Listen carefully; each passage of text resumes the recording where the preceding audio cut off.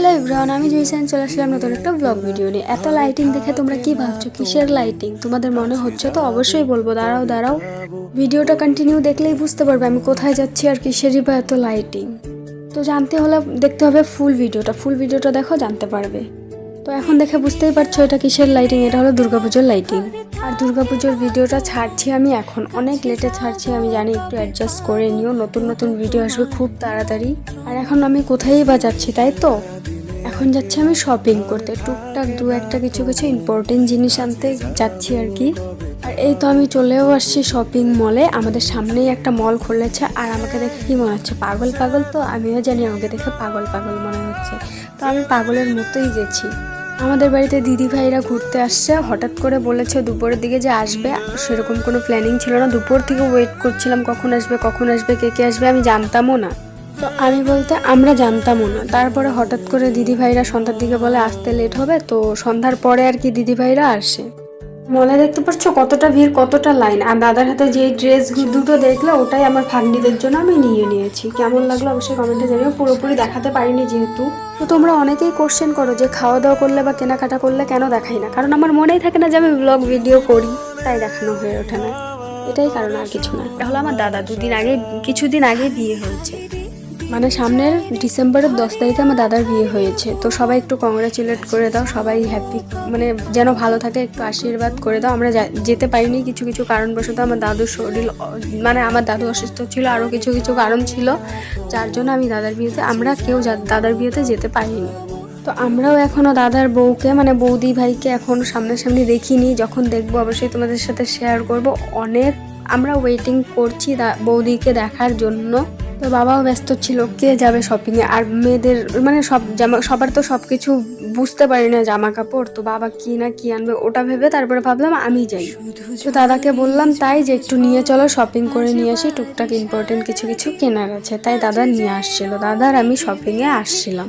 তো এখন বলি কে আসছে আমাদের বাড়িতে? দিদি ভাই আসছে, মানে দিদির যা, তারপরে ভাসুরের মেয়ে ভাগ্নি, আমার ভাগ্নি। তো ওরা আসছিল, ফার্স্ট টাইম আমাদের বাড়িতে আসছে ওরা। তো বিয়ের আগে হয়তো গ্রামের বাড়িতে দিদি আসছে, কিন্তু আমাদের এখানে আর আসেনি, এর আগে কখনো আসেনি, এবার ফার্স্ট টাইম এসেছে। আর বিয়ের আগে গ্রামের বাড়িতে আসছে কিনা আমি সেটা বলতে পারবো না, বিকজ আমি হয়তো ছোট ছিলাম, না হলে আমি জানি না। তোমরা ভাবছো তো জিজু কেন আসেনি? জিজু রাইডিংয়ে গেছে লাদাখ, তো তার জন্য জিজু আসতে পারেনি। তো নর্মালি দিদিরও সময় হয় না আসার, কারণ আমার দিদি ইলেকশন খেলে, তাই প্রায় 2 বছরের কাছাকাছি হলো ইলেকশন খেলে। আর আমার জিজু আলিপুর ইউনিভার্সিটির প্রফেসর, তো চাকরির সূত্রে ওখানেই থাকে, আলিপুরেই থাকে দিদি জিজু। আর ওদের বিষয় না হয় একটু পরেই বলি, তার আগে বলে দিই, এটা হলো আমাদের এখানকার প্যান্ডেল, দুর্গাপুজোর প্যান্ডেল। আমাদের পাড়ার বলতে আমাদের এখানকার এটা হলো দুর্গাপুজোর প্যান্ডেল। আর কতটা সুন্দর করেছে না, আমি গাড়ি থেকেই দেখেছি। আমি এবার দুর্গাপুজোয় ঘুরিনি, কারণ আমার শরীরটা ভালো ছিল না। ওষুধ খেয়ে আমার এখন আফসোস হচ্ছে, ওষুধ খাওয়ার পরে 2 ঘন্টা হলেও তো আমার শরীরটা ভালো লেগেছে, তো কেন যাইনি দুর্গাপুজোয়? সামনের পুজোটাই না হয় দেখে আসতাম, একবার ঘুরে আসতাম নতুন জামা পরে। এখন আফসোস হচ্ছে। যাই হোক, নেক্সট ইয়ার ঘুরবো, কোনো ব্যাপার না। এবার মিস গেছে, কোনো ব্যাপার না, মানে কি খারাপ লাগছে, এখনও আমার খারাপ লাগছে, আফসোস হচ্ছে কেন যাইনি। তো এখন দেখা হয়ে গেল কাকাইদের সাথে, কাকাই, মামি, মামা, তারপরে বোনদের সাথে, ওদের সাথে একটু কথা বলে নিলাম, টাটা করলাম, তারপরে এখন চলে যাচ্ছে। কাকাই মানে অ্যাসামিসে কাকাই বলে, আর বাংলায় বলে দাদু, তো ওটাকেই বলে কাকাই। এই যে চলে আসছি বাড়িতে। আর বুনু যে ড্রেসটা পরে আছে, এবার আমি গিফট করেছি বুনুকে, নিজের ইনকামে, ফেসবুকের টাকা দিয়ে ফার্স্ট টাইম আমি সবাইকে গিফট করেছি।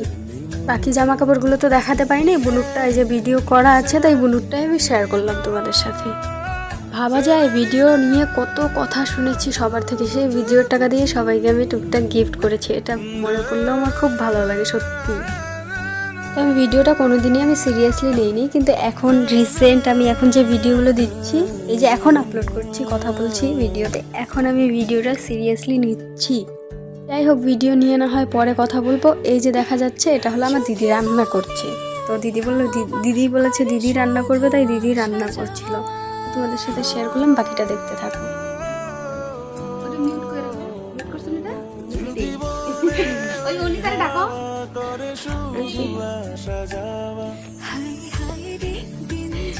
ভিডিও করতে দিছে আমাকে।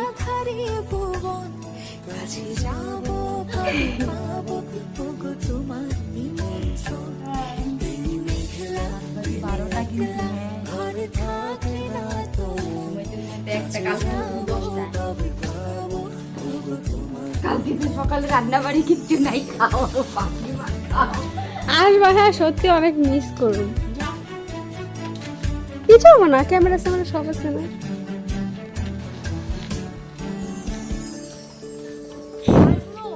হ্যাঁ আসবা, জিজুকে নিয়ে আসা থেকে যাবো। শুধু ঝরে ঝড় আজ বাড়ি সারা দিন, আজ যাইও ঘুরতে, হ্যাঁ মেঘে হলো মন যে উদাসীন। এই দেখতে পারলে একটু আগে দিদি কথা বললো, ওটা হলো দিদি ভাই বদ্দি ভাই।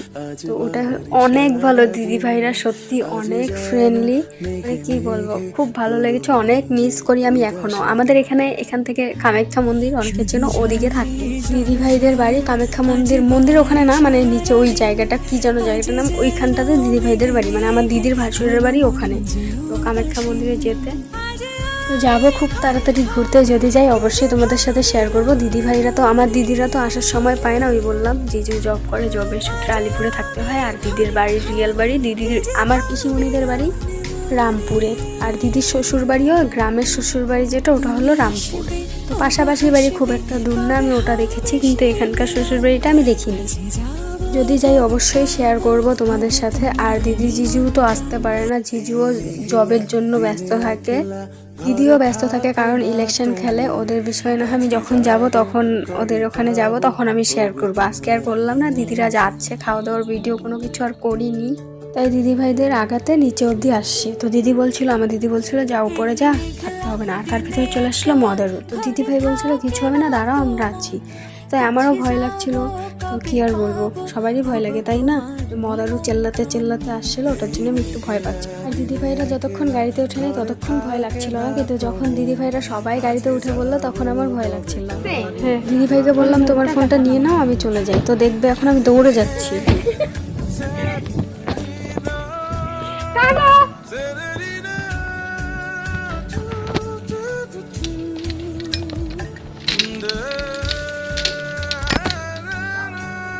যাই হোক, আজকের ভিডিওটা খুবই নর্মাল, আর কি বলবো, যা পেরেছি তাই তোমাদের সাথে শেয়ার করেছি। কেমন লাগলো অবশ্যই কমেন্টে জানিও। আমি জানি সেরকম কোনো ভিডিও আমি করতে পারিনি। আবার গেছিলাম দিদিভাইরা কত দূর গেল ওটা দেখতে, কারণ পাগলটা চলে গেছে। দিদিভাইদের গাড়িও বেরিয়ে গেল। আর ভিডিওটা ভালো লাগলে like, comment, share and follow করে দিও পেজটা। ইউটিউবে হয়ে থাকলে সাবস্ক্রাইব।